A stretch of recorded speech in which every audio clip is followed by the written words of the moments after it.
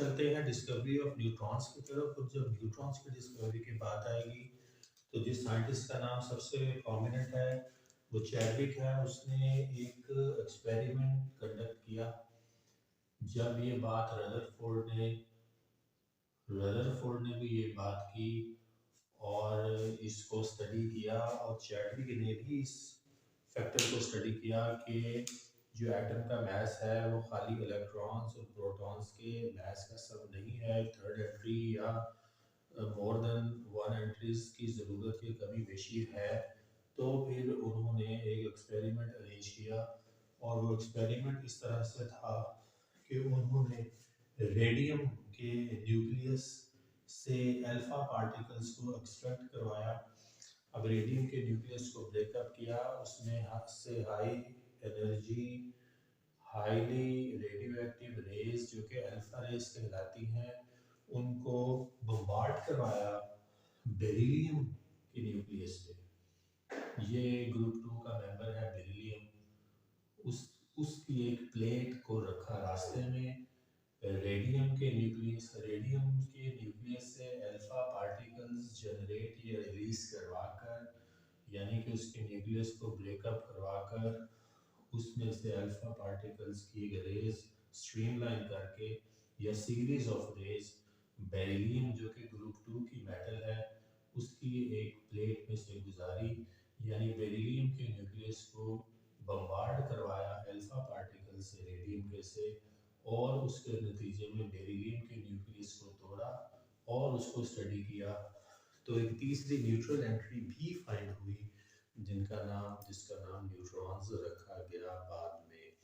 तो बेसिकली ये एक सिंपल सा बज़ाहिर यहाँ पे देखने में सिंपल सा है, लेकिन ज़ाहिरी बात है कि ये एक उस दौर की एक मैसिव परफॉर्मेंस थी जो कि न्यूट्रॉन की डिस्कवरी का बायस बनी। और एक चैनलाइज्ड अल्फा पार्टिकल्स की बीम बेरिलियम जो कि लाइट मेटल है ग्रुप 2 की और +2 चार्ज के साथ मिलती है अपने एलिमेंटल फॉर्म में या आयनिक फॉर्म में ही आपको मिलेगी। तो मैंने इसीलिए इसके ऊपर +2 लिखा है, लेकिन यहाँ पे बेसिकली ये जब अल्फा पार्टिकल्स की बीम इसके साथ टकराएगी तो ये आयनाइज भी होता जाएगा, उसके रिजल्ट में इसका न्यूक्लियस साथ साथ ब्रेकअप भी होता जाएगा, और जो है उसके नतीजे में जितने भी इसके सब एटॉमिक पार्टिकल्स हैं वो भी सॉर्ट आउट होते जाएंगे। और यहाँ पे क्योंकि न्यूट्रॉन से रिलेटिव था ये एक्सपेरिमेंट, तो मैंने सिर्फ यहाँ पे न्यूट्रॉन्स ही लिखा है। अगर इसको रिएक्शन की फॉर्म में आप लिखना चाहें तो यहाँ आप लिखेंगे हीलियम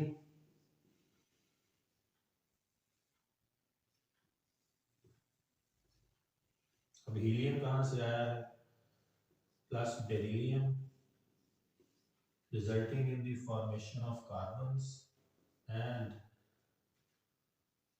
neutrons।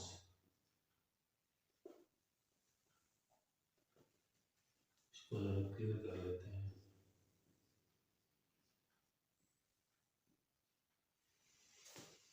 ये जो हीलियम न्यूक्लियस है बेसिकली जब उसने रेडियम के न्यूक्लियस को तोड़ा गया तो जो बीम स्ट्रीमलाइज हुई अल्फा पार्टिकल्स की वो हीलियम न्यूक्लियस की थी, यानी कि जो रेडियो एक्टिव रेज या अल्फा पार्टिकल जो जनरेट हुए वो हीलियम न्यूक्लियस से रिलेटिव एनर्जी या पोटेंशियल रखती थी अपने पास। तो इसलिए यहाँ पे बेसिकली हीलियम का वर्ड यूज़ होगा, क्योंकि जो बीम है रिजल्टिंग जो यहाँ से अल्फा पार्टिकल्स की रेडियम के न्यूक्लियस को ब्रेकअप करवा के अल्फा पार्टिकल्स की बीम है, उससे जो अल्फा पार्टिकल्स में जो पार्टिकल्स हैं बेसिकली वो हीलियम के न्यूक्लियस के अल्फा पार्टिकल्स हैं या उनसे मुशाबियत रखने वाले अल्फा पार्टिकल्स हैं।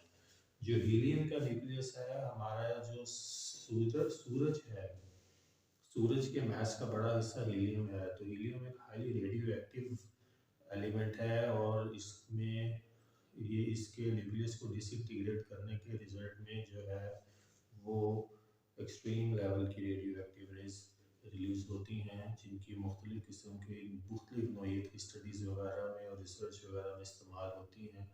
तो बेसिकली यहाँ एनर्जेटिकली जो पार्टिकल्स की कंपोजिशन है अल्फ़ा पार्टिकल्स की, वो हीलियम न्यूक्लियस से मुतल्लिक हैं या रिलेटेड हैं। इसलिए जब आपने केमिकल रिएक्शन ड्रॉ करना है तो वहाँ पे आपने रेडियम नहीं लिखना, वहाँ पे आपने हीलियम लिखना है। और आपको पता होगा कि जो हीलियम है इसका एटॉमिक मास 4 है और इसका एटॉमिक नंबर 2 है। बेरिलियम जो है इसका एटॉमिक मास 9 और नंबर 4 है।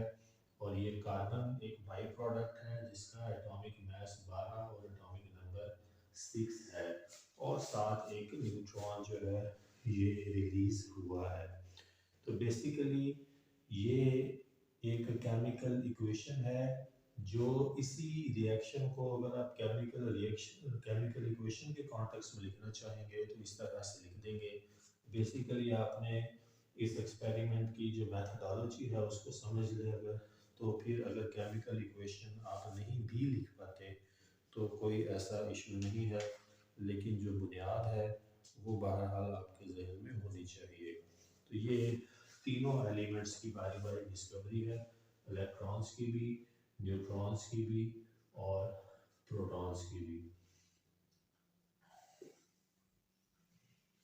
अब हम चलते हैं अपने नेक्स्ट हिस्से की तरफ और अब रदरफोर्ड के एक्सपेरिमेंट को डिस्कस करेंगे कि रदरफोर्ड ने जो एक्सपेरिमेंट किया था उससे न्यूट्रॉन को भी उसने एनालाइज और स्टडी किया और डिस्कवर किया चैडविक के साथ मिलकर, और मज़ीद कुछ बातें एटम के स्ट्रक्चर के बारे में बताई जो कि इससे पहले जॉन डाल्टन ने जो थ्योरी दी थी बेसिकली उसकी जो गलतियां हैं उनको ठीक किया। क्योंकि जॉन डाल्टन के नज़दीक जो एटम था वो एक इनडिविजिबल पार्ट था और एटम के स्ट्रक्चर के बारे में और सब एटॉमिक पार्टिकल्स के बारे में कोई तफसीलात अभी सामने नहीं आई थी। तो ये वाली तफसीलात सामने लाने में जो सबसे मेन रोल प्ले किया था वो रदरफोर्ड का था।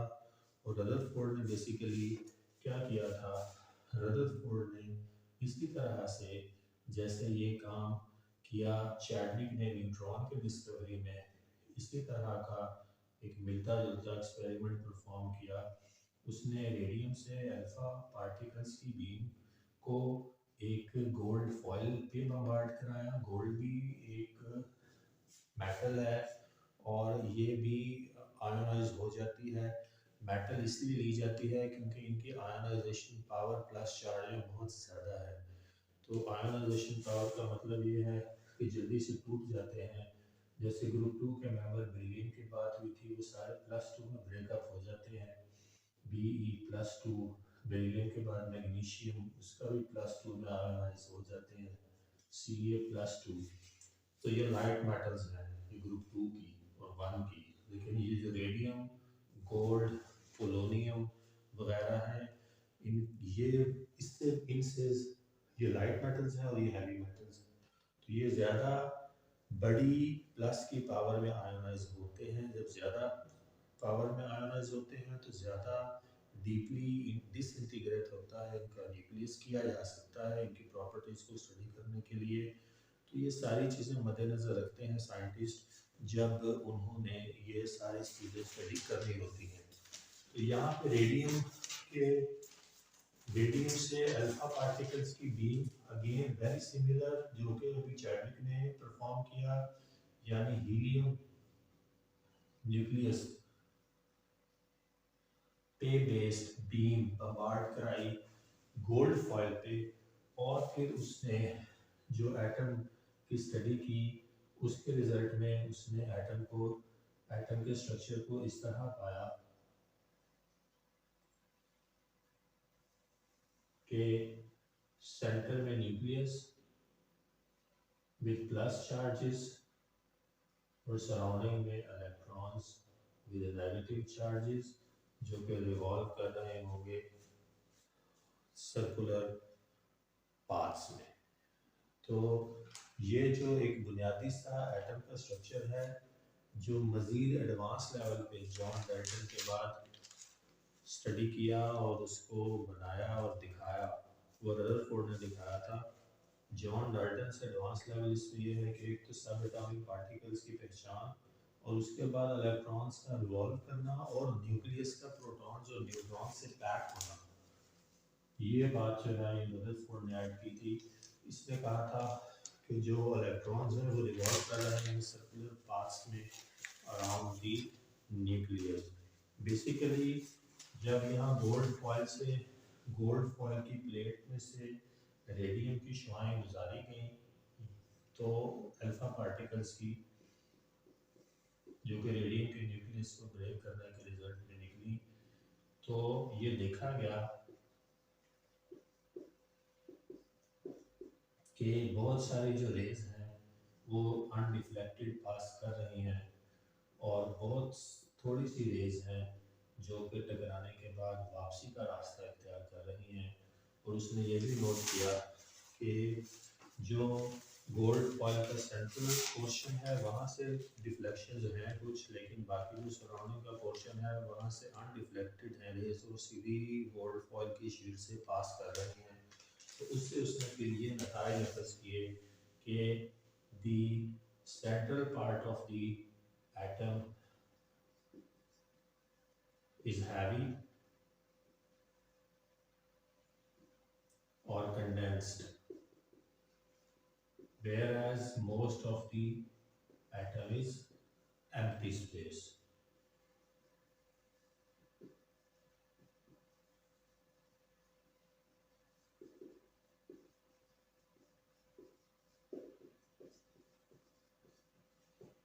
और इसके अलावा उसने ये बातें भी बताई कि atom consists of tiny nucleus surrounded by electrons. So central nucleus है surrounded by electrons.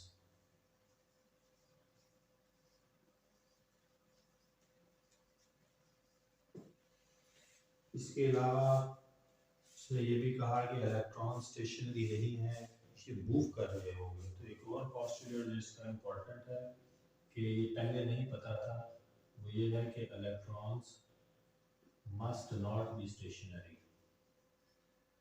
ये रिवॉल्व कर रहे होंगे सर्कुलर ऑर्बिट्स में और इनको कोई एनर्जी है जो बाइंड कर रही है न्यूक्लियस को इन इलेक्ट्रॉन्स के साथ। इसके बाद इसने मज़ीद भी काफ़ी सारी बातें की, यहाँ से अखज़ की। उसमें से एक बात ये थी कि यकीनन इनको कोई ना कोई ऐसी फोर्स होल्ड कर रही है जो कि इलेक्ट्रोस्टैटिक फोर्स का अट्रैक्शन है, वो भी ये नाम बाद में आया। लेकिन एनर्जी की बात इसने फिर की कि अगर रिवॉल्व कर रहा है इलेक्ट्रॉन तो definitely electron must emit and absorb, must emit energy, absorb का लफ्ज़ इसने नहीं बोला था, when moving in a circular path around the nucleus.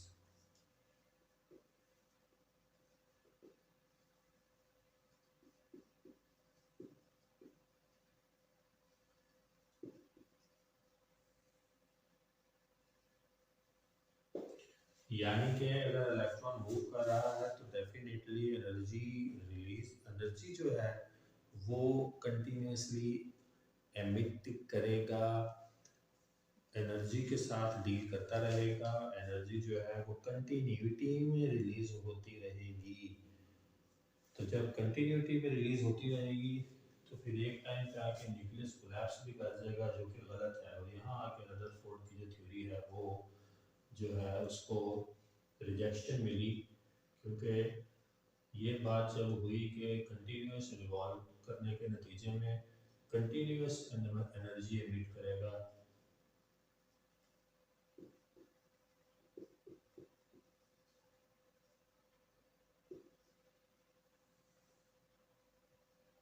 then it must eventually fall into the nucleus। और ये रियलिस्टिकली है नहीं है, क्योंकि एटम कोलैप्स नहीं होता। अगर एटम कोलैप्स हो जाए जो कि मैटर का बुनियादी मादा है, तो फिर सारे का सारा जो दुनिया है वही डिसइंटीग्रेट कर जाएगी, जो कि गलत है। तो बेसिकली जो इसने सराउंडिंग में इलेक्ट्रॉन्स के न्यूक्लियस के अराउंड रिवॉल्व करने की बात की थी, वो बड़ी सादा जुबान में और एक आम फहम सी बात थी, जिसके साथ कोई भी साइंटिफिक एविडेंस सपोर्ट करने के लिए नहीं था। तो इसलिए जो है वो कोलैप्स कर गया। अब बेसिकली अगर इसका मॉडल बनाए जो ये एनर्जी के कॉन्टेक्स्ट में बात करना चाह रहा था, तो वो इस तरह से बनेगा।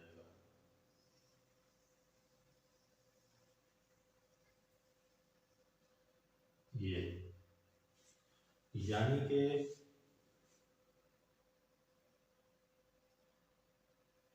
कि स्पाइरली मूविंग इनवर्ड है।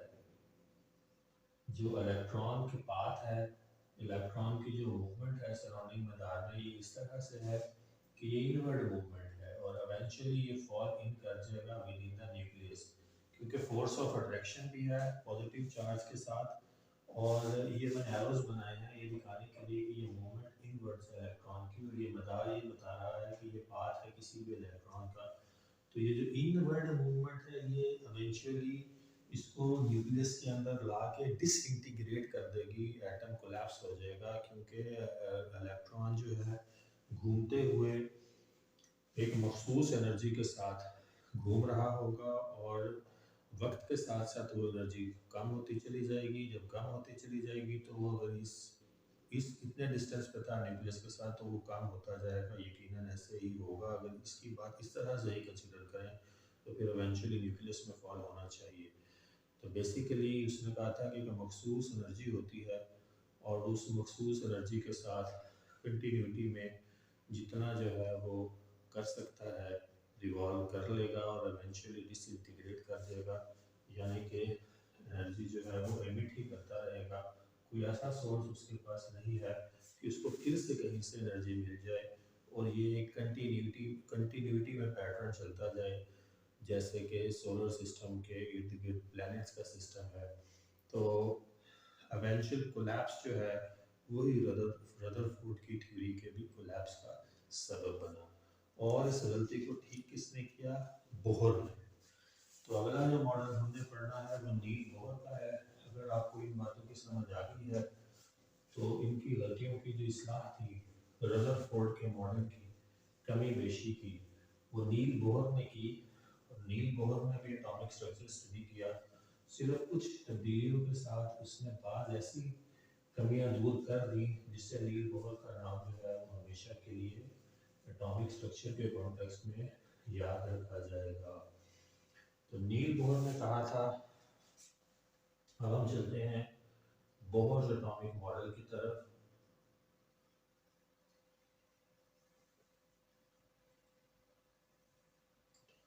तो नील बोहर ने बेसिकली कहा था कि atoms electrons move around the nucleus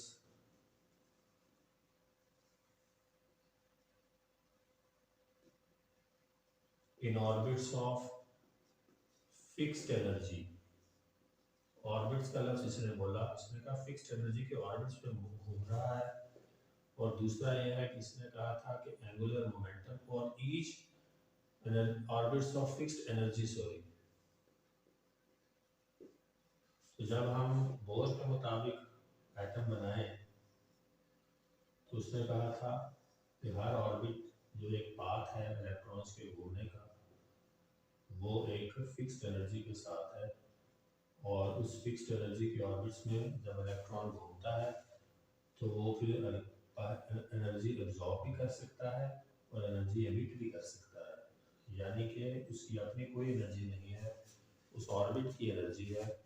और उस फिक्स्ड एनर्जी ऑर्बिट में उसकी एनर्जी भी फिक्स्ड रहेगी इलेक्ट्रॉन्स की।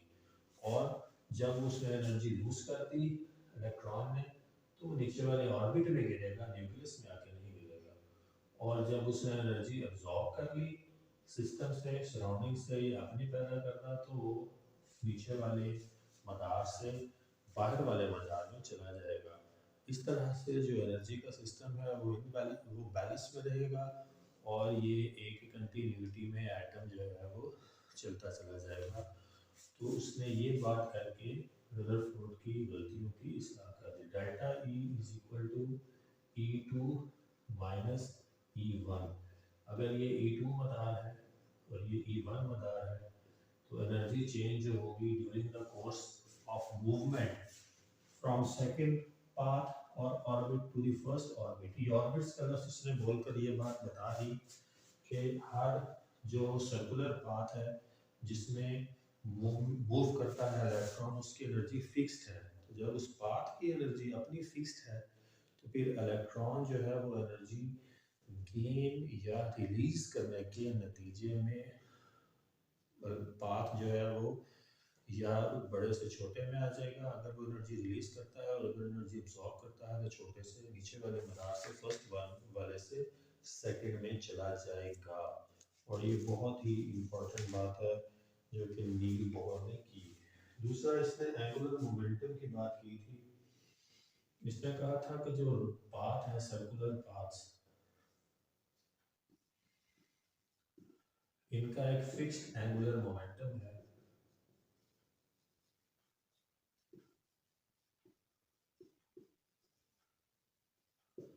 यानी कि ये एक ख़ास एंगल फॉर्म करते हैं, राउंड शेप नहीं है, और जो इलेक्ट्रॉन्स इसमें रिवॉल्व करते हैं, मोमेंटम की डेफिनेशन जो है वो product of mass and velocity है। तो एनर्जी फिक्स्ड होती है उस इलेक्ट्रॉन की जिस ऑर्बिट में फिक्स्ड एनर्जी के वो घूम रहा है। और उसने एंगुलर मोमेंटम की बात की कि जो सर्कुलर पाथ्स हैं उनका एक फिक्स्ड एंगुलर मोमेंटम होता है। तो electrons can revolve only in those orbits which have a fixed angular momentum. The angular momentum of an orbit depends upon its quantum number and its integral multiple.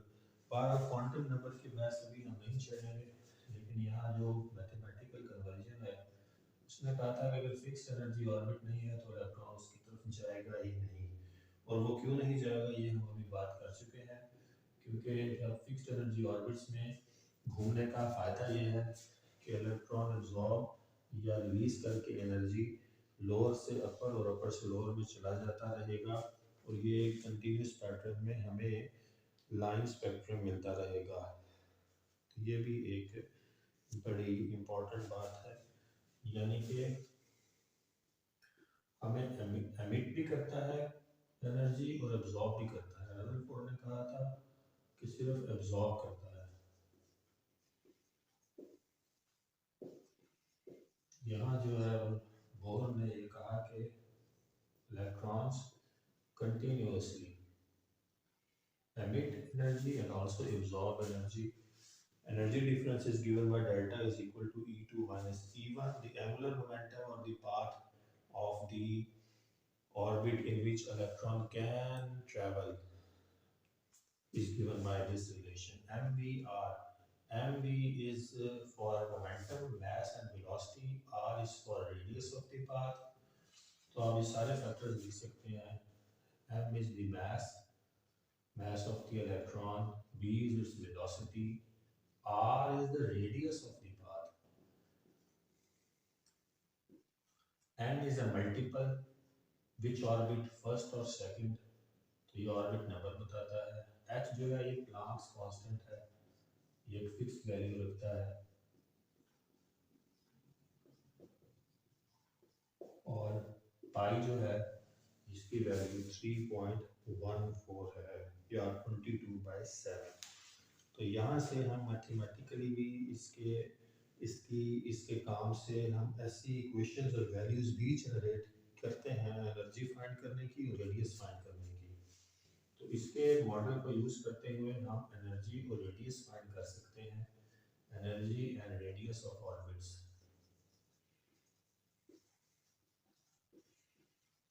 और जितनी energy of radius orbits की होगी उतनी ही electrons की भी होगी।